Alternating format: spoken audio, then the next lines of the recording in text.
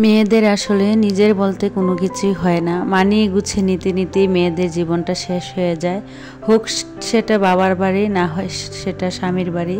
Hello everyone, আসসালামু আলাইকুম। কেমন আছেন সবাই? আই হোপ সবাই অনেক ভালো আছেন। আলহামদুলিল্লাহ, আমিও আমার পরিবার পরিজন নিয়ে ভালো আছি। এই তো প্রতিদিনের মতো আবারও একটি নতুন ব্লগ নিয়ে এসেছি আপনাদের মাঝে। আর ভিডিও শুরুতেই নয়নতারা ফুলের শুভেচ্ছা জানাচ্ছি, কারণ আমার গাছে কয়েকটা নয়নতারা ফুল এসেছে।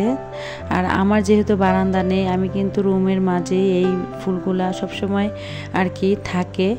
তারপরে ফুলগুলো একটু পরিচর্যা করে এখানে শুতে চলে এসেছি কিচেনে। আজকে সকালে নাস্তা তৈরি করব আর কি। মানে আগের দিন রাতে আতপ চাল আর সিদ্ধ চাল একসাথে ভিজিয়ে রেখেছিলাম। আমার বাসায় কিন্তু মেহমান এসেছে, আপনাদের সাথে হয়তো বলা হয়নি, কারণ আমি যেহেতু একদিন পর পর ভিডিও দিই। আমার ভাইয়ের বউ এসেছে আর কি, তো ছোটো ভাইয়ের বউ, তো সে এসেছে একদিন রয়েছে, তো তার জন্য সকালে নাস্তা তৈরি করার জন্য এখানে চাল আগের দিন রাতেই ভিজিয়ে রেখেছিলাম এবং অফ ক্যামেরাতেই কিন্তু আমি এগুলা ব্লেন্ড করে নিয়েছি। এখন কিন্তু মানে একদম ডো পর্যন্ত সব কিছুই অফ ক্যামেরাতে রেডি করে এখন শুধু জাস্ট পিঠাগুলো বানাবো। আসলে দেখা যায় কি, সব কিছু আসলে ভিডিওতে দেখাতে গেলে ভিডিওটা অনেক বেশি লম্বা হয়ে যায়, কারণ আমার অনেক আপুরা আছে এত লং ভিডিও দেখতে চান না। তার জন্য আর কি কেটে কুটে কীভাবে খুব ছোট একটা ভিডিও বানানো যায় সবসময় এটাই চেষ্টা করি। আসলে আমাদের লাইফে কিন্তু ইউটিউবিং ছাড়া আমাদের কিন্তু অন্য একটা জগৎ আছে। আসলে আমরা যে প্রতিদিন যে কাজকর্মগুলো করি সেগুলো যদি আসলে ভিডিও আকারে দেখাতে যাই, আসলে সারাটা দিন আমাদের যে কাজকর্ম করতে যতটুকু সময় যায় না কেন, সেগুলো দেখতেও কিন্তু অতটুকু সময় লেগে যাবে, আর এত লং ভিডিও কেউই দেখবে না। যাই হোক, আপনাদের সাথে কথা বলতে বলতে কিন্তু আমি পিঠাগুলো অলরেডি বানিয়ে নিয়েছি। আর এদিকে দেখেন, মাশাআল্লাহ, পিঠাগুলো কিন্তু অনেক বেশি সুন্দর হয়েছে, যদিও আমি ভালো পারফেক্ট পিঠা বানাতে পারি না আর কি। তারপরে আর কি পিঠা বানিয়ে সবাই মিলে একসাথে নাস্তা করে নিয়েছে অফ ক্যামেরাতে। তারপরে এখানে চলে এসেছি আর কি কাপড় সেলাই করার জন্য। আর এটা হচ্ছে ভাইরাল সেই পাকিস্তানি ড্রেস। আর আমি কখনো ভাবতে পারিনি যে আমি ভাইরাল পাকিস্তানি ড্রেস সেলাই করব। তা আসলে হয়েছে কি, আমার ভাইয়ের বউর আর কি ঈদের সময় এই ড্রেসটা কেনা হয়েছিল, তো ঈদের 2 থেকে 3 দিন আগে আর কি, যার কারণে সে আর বানাতে দিতে পারেনি টেলার্সের কাছে। আর ও আর কি একটু ঘুরতে যাবে আর কি। আমার ভাই যেহেতু পুলিশে জব করে, তো ও আর কি রাঙ্গামাটি পোস্টিং আছে, তো ওরা নাকি রাঙ্গামাটিতে যাবে, তো তার জন্য বলছিল এটা বানানোর জন্য। তো পরে যে মার্কেটে যে টেলার্স হয় না, ওনাদেরকে বলেছিল, তো ওনারা নাকি এই কয়েকদিনের ভিতরে দিতে পারবে না, যার কারণে 2 ভাইয়ের বউ এবং আমি এবং আমার ভাইয়ের বউ মিলে আর কি, দুজনে মিলে অনেক কেরামতি করে তারপরে এই ড্রেসটা বানিয়েছি। অনেক বেশি রিস্ক নিয়েছি, যদিও আমি কখনো এই রকমের ড্রেস বানাইনি, কারণ এই কাপড়টা এত বেশি সফট, বানাতে কিন্তু অনেক বেশি কষ্ট হয়ে গিয়েছিল। তা এখন আর কি যখন ড্রেসটা বানানো হয়েছিল, তখন আমার ভাইয়ের বউ আর কি একটু আপনাদের সাথে দেখিয়ে দিচ্ছিল কেমন হয়েছে। তো ড্রেসটা বানানো কিন্তু অনেক বেশি সুন্দর হয়েছিল, পরে আয়রন করে নিয়েছিল। তো এদিক দিয়ে কথা বলতে বলতে কিন্তু অলরেডি আমি সব কাজ শেষ করে কাটাকাটি গুছিয়ে নিয়েছিলাম দুপুরের জন্য অফ ক্যামেরাতেই। আমি একদিক দিয়ে কাপড় সেলাই করছিলাম, আর আমার বাইরের বউ আর কি সব কিছু কেটে কুটে রেডি করে নিয়েছিল। আজকে যেহেতু বাসায় মেহমান আসে, তার আছে এটা ছিল আর কি শুক্রবারের ভিডিও, যেহেতু আমি একদিন পরে পরে আর কি ভিডিও দিই, তো এটা আর কি শনিবারে পোস্ট হবে। তো শুক্রবারে তো সবসময় ভালো মন্দ রান্না করি, তো বাইরের বউ যেহেতু এসেছে, ভাবলাম যে একটু বিরিয়ানি রান্না করি। তার জন্য আর কি আগে থেকে মাংস কেটে, পেঁয়াজ কেটে, আলু কেটে সব কিছু রেডি করে নিয়েছিলাম। তো ভিডিওর এই পর্যায়ে এসে যে সকল প্রিয় আপু এবং ভাইয়ারা আমার ভিডিওটি দেখছেন, প্লিজ ভিডিওটিতে একটি লাইক দিয়ে অবশ্যই কন্টিনিউ করবেন। আর যারা অলরেডি এই কাজটি করে দিয়েছেন তাদেরকে জানাই অসংখ্য ধন্যবাদ। তো এই দিক দিয়ে আর কি পেঁয়াজটা বেজে নিয়েছিলাম এবং আদা রসুন বাটা দিয়ে দিয়েছি, আর এখন আর কি কাঁচামরিচ দিয়ে দিয়েছি। যদি এটা আমি রান্না করব রাঁধুনি যে বিরিয়ানি মশলাটা আছে ওইটা দিয়ে আর কি। তো এখানে আগে থেকে কিছু গোটা মশলা দিয়েছি, এখন বেশি কিছু দেব না, আদা রসুন লবণ আর জিরা গুঁড়ো আর কি। আর আমি সব সময় কিন্তু বিরিয়ানিটা সাদাই রান্না করি, যার কারণে হলুদটা ব্যবহার করি না।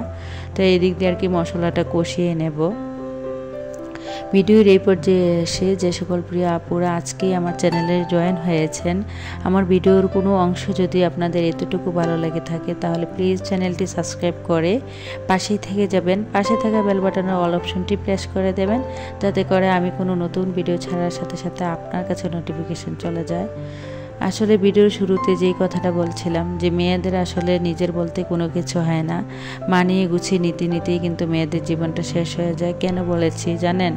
আসলে আমরা মেয়েরা আমি মনে করি কি আসলে মেয়েদের জীবনটাই এমন, কারণ বাবার বাড়িতে থাকতে নিজের মা বাবার মুখের দিকে তাকিয়ে অনেক সময় দেখা গিয়েছে নিজের শখ বলতে কোনো কিছুই পূরণ করা হয় না। এমনও ফ্যামিলি আছে যারা একটু মধ্যবিত্ত ফ্যামিলি, বা দেখা গিয়েছে অনেক সময় নিজের চাহিদা অনেক কিছুই কিন্তু মা বাবার কাছে শেয়ার না করে বা মা বাবার মুখের দিকে তাকিয়ে নিজের শখ ইচ্ছেগুলো কিন্তু পূরণ করতে পারেননি।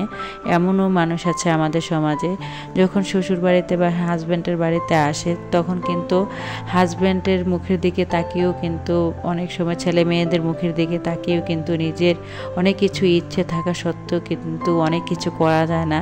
তাই আমাদের মেয়েদের জীবনটাই এমন, আমি মনে করি কি মানিয়ে গুছিয়ে নিতে নিতে জীবনটা শেষ হয়ে যায়। আর বাবার বাড়ি বলেন শ্বশুর বাড়ি বলেন কোনোটাই নিজের বাড়ি না। এই যে স্বামীর বাড়িতে থাকলে এটা হয় স্বামীর বাড়ি, আর বাবার বাড়িতে থাকলে হয় বাবার বাড়ি। আসলে মেয়েদের আসল ঠিকানা কি জানেন? কবর। কবর ছাড়া আসলে নিজের বাড়ি বলার মতো কোনো অধিকারই মেয়েদের মনে হয় থাকে না। তো যাই হোক, কি বলবো, আসলে আমাদের সমাজে মেয়েদেরকে কেন জানে সবাই এরকম ভাবে, আমি আসলে বুঝতে পারি না। এখন মানুষ অনেক বেশি শিক্ষিত, অনেক বেশি ট্যালেন্ট, তারপরও সবসময় মেয়েদেরকে অনেক বেশি অবহেলা করে। আমরা মেয়েরা সবসময় কি জানেন নিজেদের অধিকার নিয়েই কথা বলি। আসলে কখনো কি চিন্তা করে দেখেছেন নিজের সম্মানের কথা? আমরা কি কখনো নিজের সম্মানের কথা চিন্তা করেছি? সমাজে সম্মানের জন্য কখনো লড়াই করেছি? কখনোই না।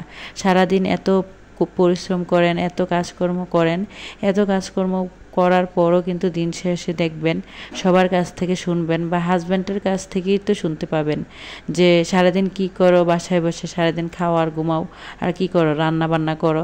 আসলে দেখেন আমরা মেয়েরা কি সারাদিন শুধু রান্না বান্নাই করি? একটা চিন্তা করলে আমি ভাবি যে একটা মেয়ে কীভাবে আল্লাহ তাআলা তাকে এত বেশি ধৈর্য দান করেছে।